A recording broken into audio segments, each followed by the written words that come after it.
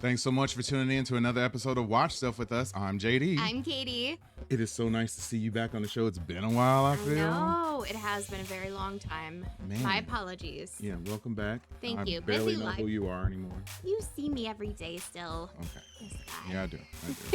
Well, on this episode of Watch Stuff with us, we're going to be talking about the Pitt episode 6. This show is incredible, and if you ever want to check out any more of our reviews, we have a ton on this channel. Please hit that like button, hit the subscribe button, drop a comment below, and hit that notification bell so that you are notified each and every time we go live in 2025. So let's get this review going. All right, so as always, I'm going to use an article to help sort of guide us along on our talk about the show.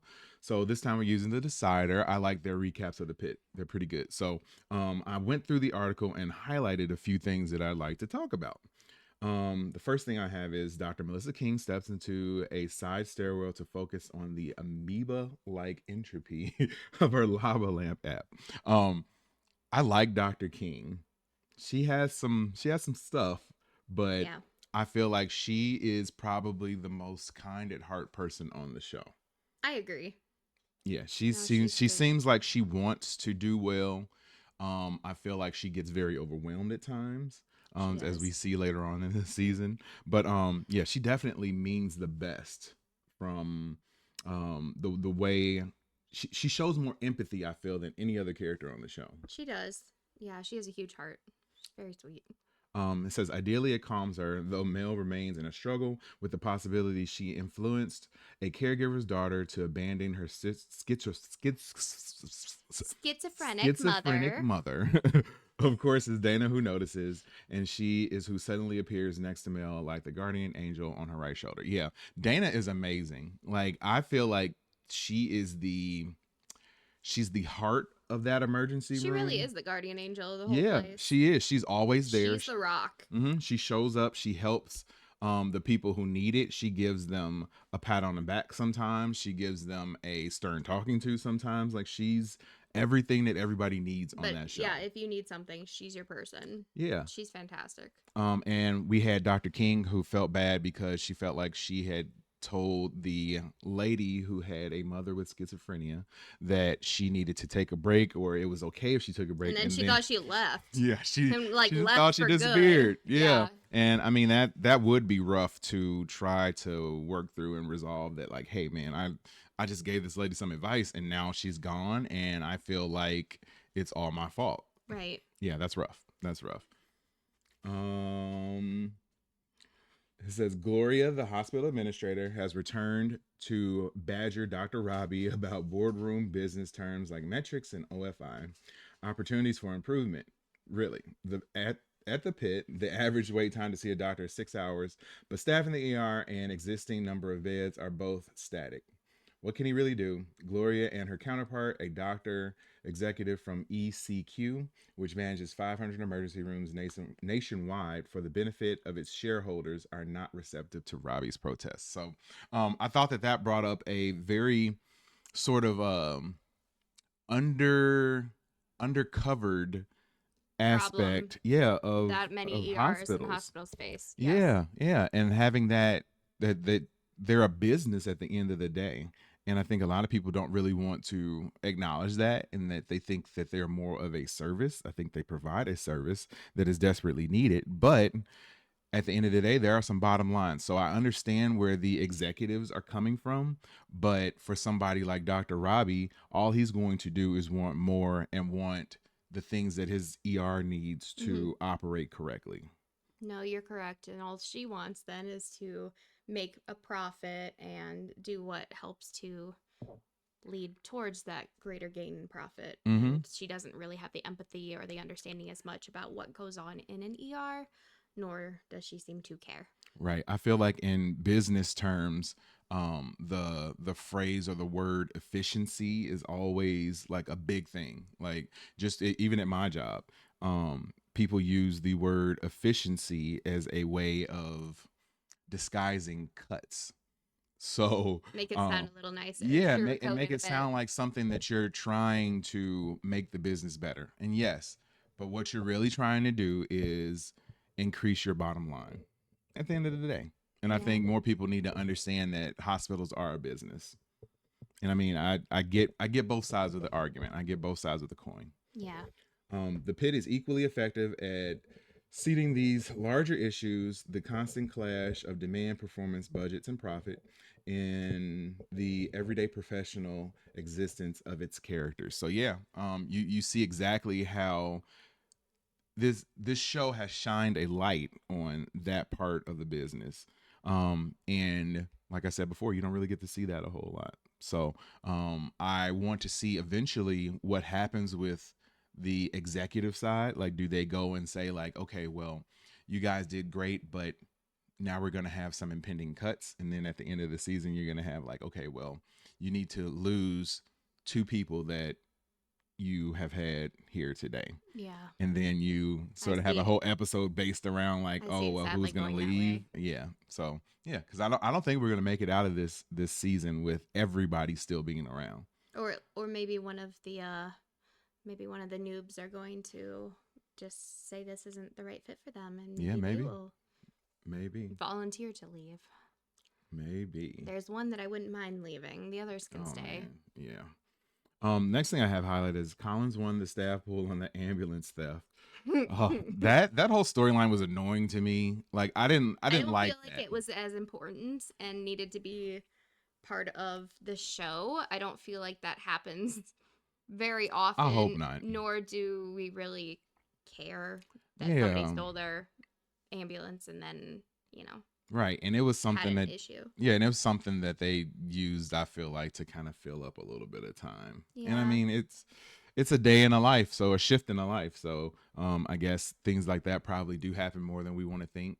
And I think that's sort of the recurring theme with this entire show is that like, oh, these things sort of happen way more often than I figured.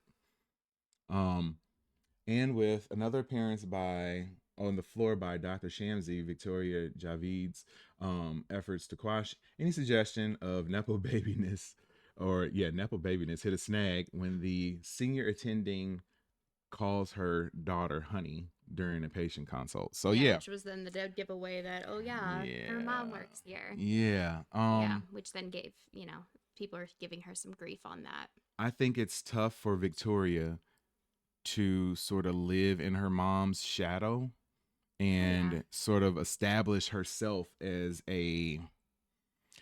her own doctor Yeah, and she wants not no part of anybody, putting them together. She wants to have her own path in life. I don't know. I just feel really bad for her. yeah. And I mean, Because her mom just kind of shows up randomly, and she's not the most helpful either, and she mm, kind of is really hard on her. mm, And obviously it's this girl's first day. right, and she's not the most she's not seasoned yet, like, and she's younger than everyone else. Like, she has all these things stacked up against her, which Yeah. makes it really tough for her. And I feel like that's either going to make her a better doctor, or she's going to be one of the ones who ends up leaving at the end of the season because she doesn't want to deal with the pressure. Yeah. If you had to make a prediction, which one would you predict? Is she going to stay around or is she going to leave?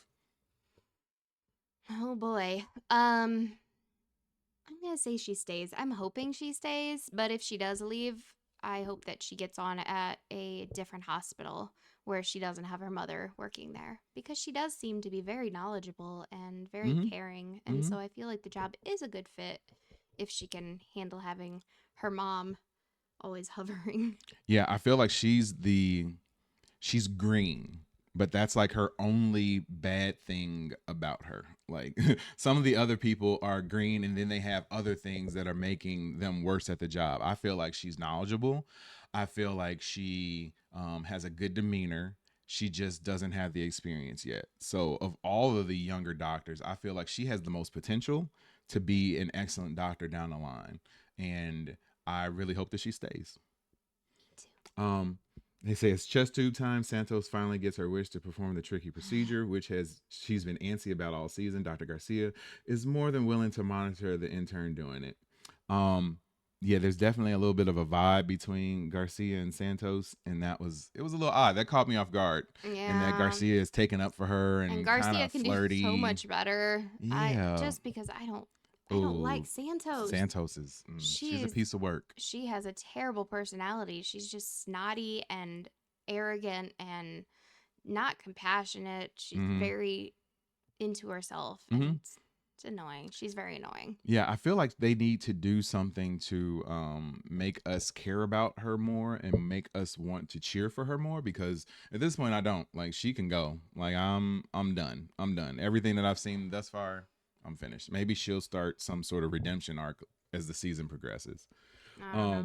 It says that is until Santos slices into a guy, only to promptly slip and drop the scalpel right into the webbing of Garcia's toes. Yeah, that should have been like a red flag for Garcia. Like, probably this isn't the person you should have an interest in. If all the other signs prior didn't lead up, give you any inkling that she's not the greatest person, then she goes ahead and is arrogant and then drops the knife right into your gut. Yeah. There was one cool thing that Garcia said, and it's highlighted on here as well. It says, she said to Santos, "You're confident." Garcia tells Santos, "That's good. But there's a fine line between confidence and cockiness. How many fine lines are left for Dr. Santos to cross?" Yeah. Let's have like one more because she needs to go. Yeah. Just not a fan. Just not a fan. I don't like her attitude. I don't like she's not kind to people, like patients or other staff. And even on top of that, she makes bad decisions, rash, which is more dangerous to her patients. So because they're not always correct, and she just acts on them. And it's her first day. Like, it would be one thing. It would be one thing if she was good at her job and was like on point, but just had a bad like bedside manner and was kind of a jerk to her coworkers. That's one thing, but you can overlook those types of things if she's an amazing doctor. She hasn't proven that she's an amazing doctor, and she seems like a crap person. She's only been there half of one day. Right. Well, and maybe we're rash in making our judgments on her too. So I'll give her a little more time. She gets a little more time. Yeah, and we ended the episode with Collins sort of having some discomfort in her stomach. I know they've shown her having this discomfort a few different times, and then this time she went to the bathroom and she's kind of doubled over in pain. So I mean, I'm hoping that the child is okay, and that we get to see that everything is okay, and it's just sort of a plot point for the show that she's dealing with something and not that she's actually gonna lose the baby. Same. Yeah, I like her. Yeah, I do too. So yeah, there you have it. Episode 6 of The Pitt has been reviewed by us truly. If you enjoyed this, please hit that like button, hit the subscribe button, drop a comment below, and hit that notification bell so that you are notified each and every time we go live in 2025. My name is JD. And my name is Katie. So we appreciate you for checking us out, and we will see you when we see you. Peace.